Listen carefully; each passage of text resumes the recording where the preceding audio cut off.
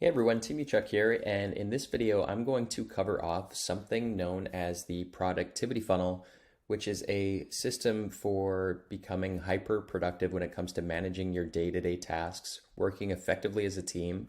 And we are going to go through what you can see here is a Trello board. We're looking at something called Trello, and over the years with my teams, I've used all of the different software you could imagine. And we stuck with this one just because it's simple, it's intuitive. We used to way back when use post-it notes, and we used an agile method for managing our work. And this really is the closest thing that we could find that reflected the previous process. For example, these things look like post-it notes, right? These cards, these things called cards, and these things look like lists, right? So we have lists, we have cards on our board here. And within the cards, they're a little bit more sophisticated than a post-it note. You can assign owners through members here. You can create labels, checklists, due dates. You can attach files and do some other funky stuff here. But these are cards and these are lists. And what I'm going to teach you is something called a productivity funnel. And let's talk about that here first. So what is a productivity funnel? Well, if you turn a funnel to the left here sideways, you can see that any one person in a given day, there's a bunch of stuff on your to-do list, right? But there are only 24 hours in a day. We have limited capacity to the extent that we're doing it all ourselves. And the only way that we can really expand our capacity is by, automating things, by delegating, handing things off, and working with team members. But we do have a finite capacity, and so we create this productivity funnel by following a set of rules, which is going to make sure that the right stuff gets through first in priority, rather than this thing getting completely full of a mix of things that we should be doing, as well as a lot of things, because we're habit forming creatures, right? A lot of things that we should not be doing, and the things that we might choose because we like to do them, but they're not really adding to our momentum moving us forward. So we have two people here. We have current you and we have future you. And think about the tasks that you work on in a given day for present you as being future gifts for future you. So you're planting these seeds by working on the right things, which are going to, in theory, if you work on the right things today, then you're really giving future you the gift of momentum. So we want to use the rules that I'm going to go through on this board to our advantage to create future gifts for ourselves in the coming days and weeks. And so how do we do that? Well, I'm going to go through a set of rules here. And again, on this board, let's just go left to right. You're going to see in the middle a left arrow and a right arrow. On the right-hand side of this board are some reference material that we can use to create recurring tasks and reminders. And I'm not going to get a lot into that here today. What I really want to focus on is these lists here, how they work, and the rules that if we know them, if we follow them, they are universal, timeless principles. And you can apply these rules, by the way, to any tool. Trello is like a hammer, it's just a tool, right? So if you know these principles, if you apply these principles in any situation, you're going to be ahead of the game. And if I could provide a bit of context, I stumbled upon these principles a few years back trying to manage our team of over 50 people in our organization.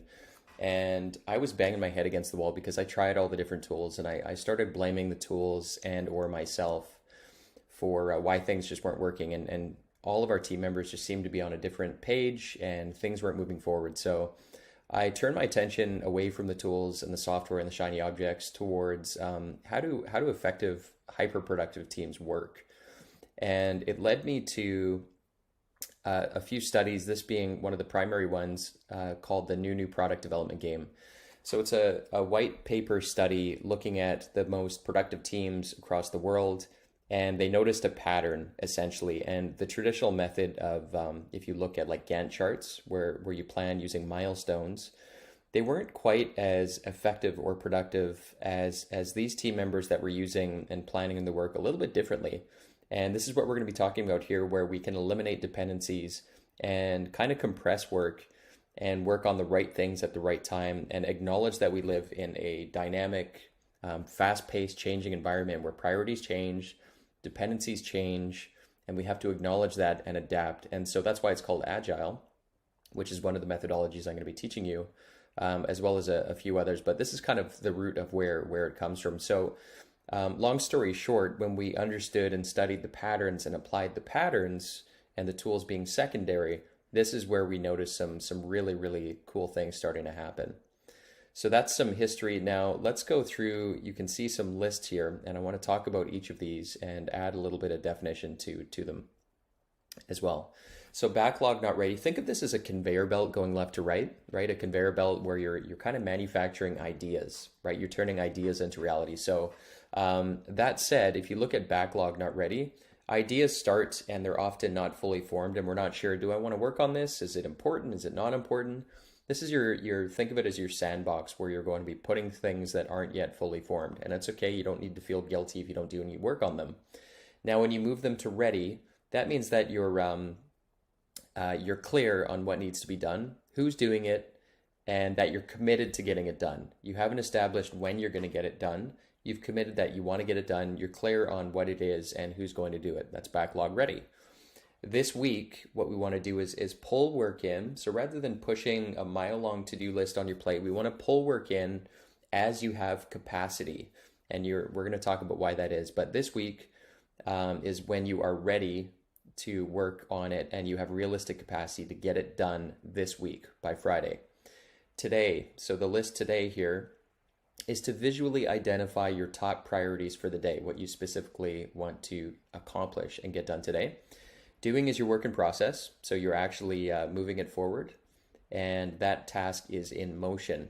And then stuck, if you are working on something and it's out of your control, you're stuck, you're waiting for something for whatever reason, move it out of the way so you can visually see that it's stuck and it's not sitting in your doing list because you're not moving forward. It's stuck. It's come to a grinding halt. So move it to that list for those types of tasks. Now, I want to go through the rules for hyper productivity, and we're going to go through these one by one. And again, these are universal timeless principles that if you know them and understand them and apply them and build your habits around them, you're just going to be much, much more effective as a leader when it comes to delegating and when it comes to managing your own time. So starting with, and we've talked about this already, breaking work down by working in 1 week sprints. So this means biting the elephant one bite at a time. And if there's a task that's a big Goliath, an elephant, and you bring it onto this board, oftentimes it's paralysis by analysis. We don't know where to start. It seems very daunting and overwhelming. And it's almost like that term paper in university that you're just staring at and you're not taking action. So that's why we want to have a bias towards action by breaking work down into 1 week sprints. So when you pull things from backlog ready into this week, it's going to, and we add some automations oftentimes that will automatically give a due date of Friday when you pull it into this week to reinforce that. And it's the rule. Of course, there are some exceptions, but we want to stick with this rule of thumb to really have a bias towards action by breaking work down into 1 week sprints. Number two, use constraints to minimize your work in process, which I call half-built bridges. Now most people, how they work is they've got their to-do lists, and what it looks like is they've got like 100 things in doing, and that's not reality. And the half-built bridge analogy is, if a bridge is 90% complete, it's not done. It's just sitting there. The cars cannot cross it until it's 100% done. And if we're trying to build 50 bridges at once, we're just going to be spread a mile wide, going an inch deep. So the trick to productivity really is minimizing your work in process, breaking work down, and moving things to done. And when you do that, you're not pushing work on yourself, which feels overwhelming. If you think about, when you move into a new house and you've got a garage filled with boxes everywhere, you don't know where to start, right? You're just like overwhelmed and you start chipping away at all the different boxes. You're not going to get a lot done.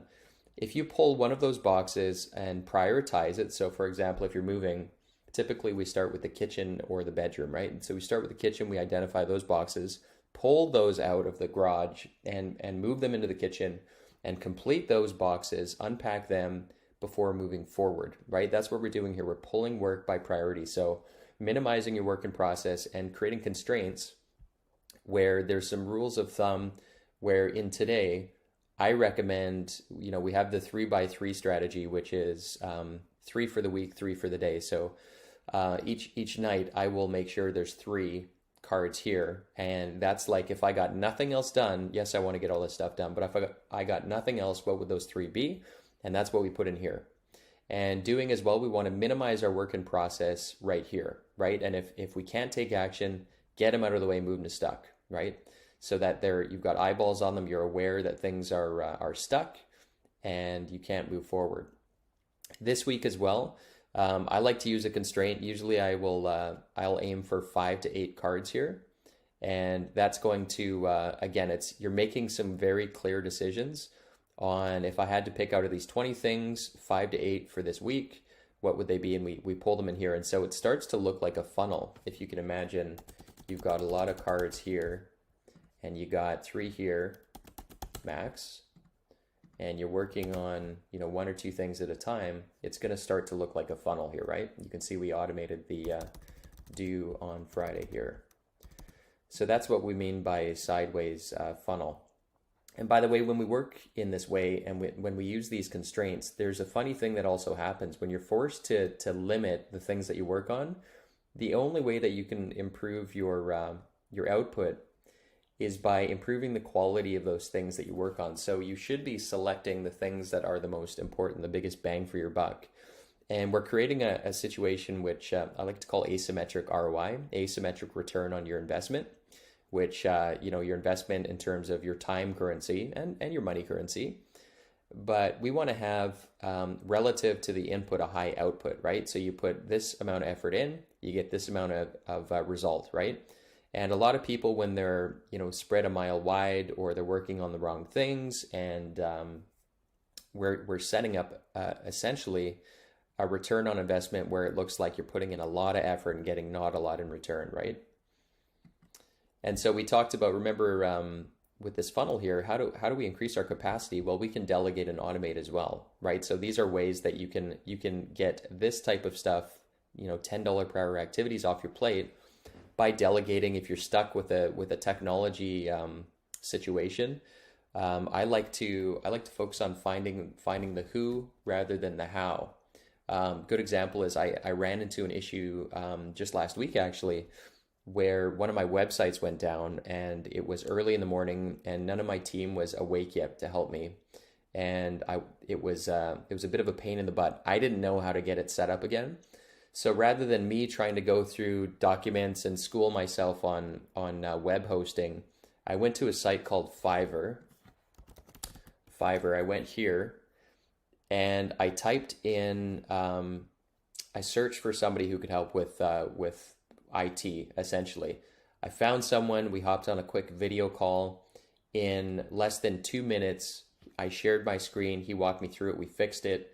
It cost me $20. Okay, so I could have spent hours and hours being stuck, but I focused on the who, and I got that thing dealt with really, really, really quickly.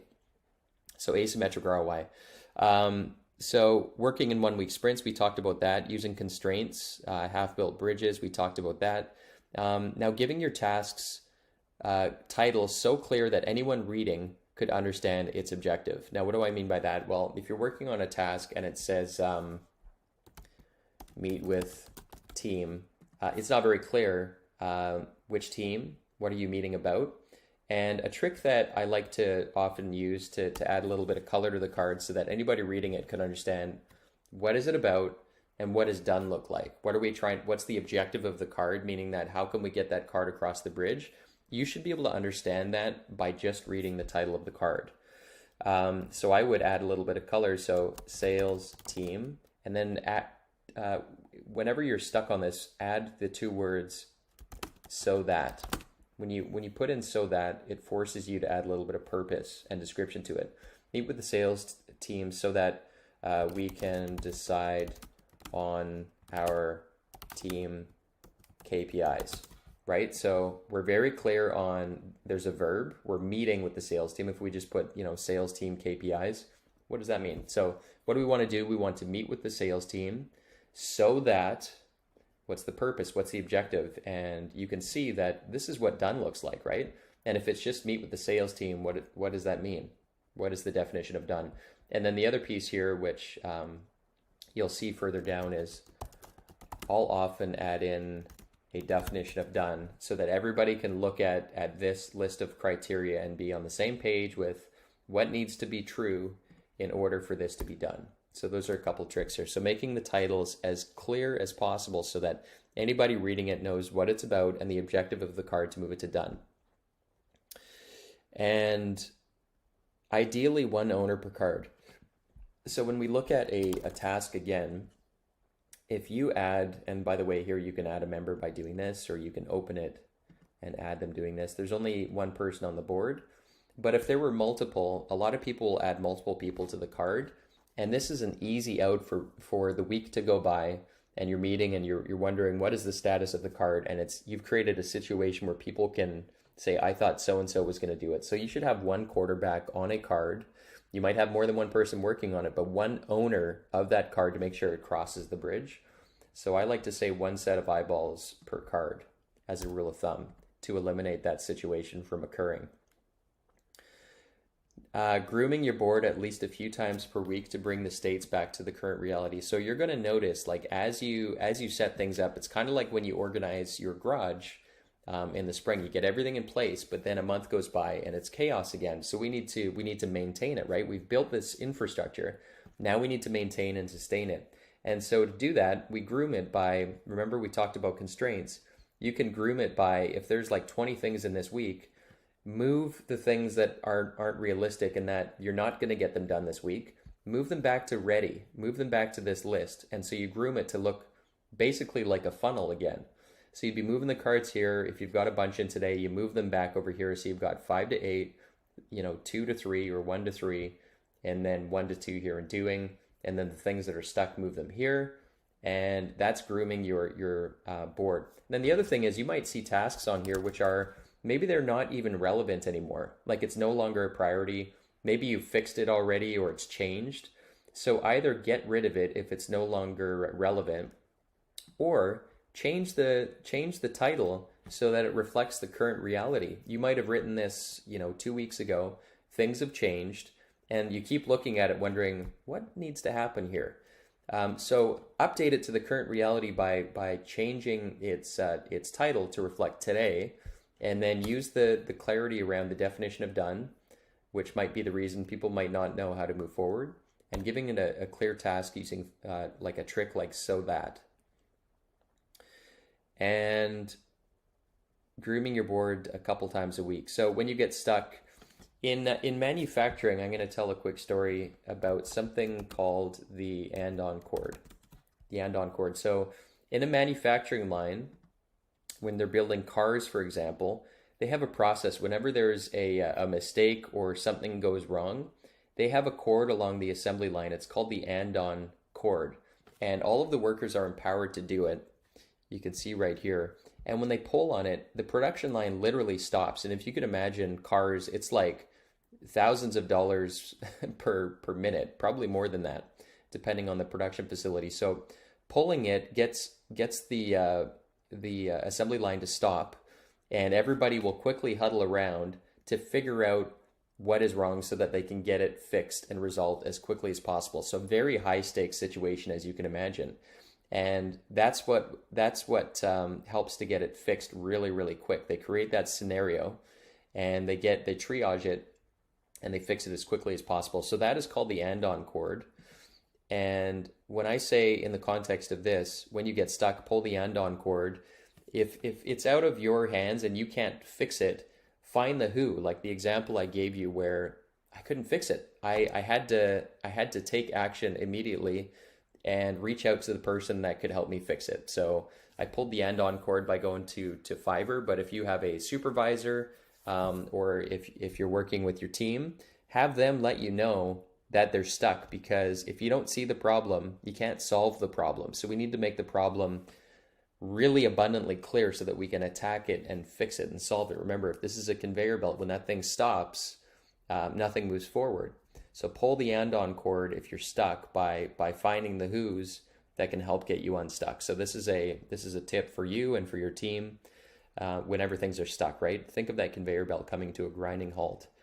We talked about the definition of done.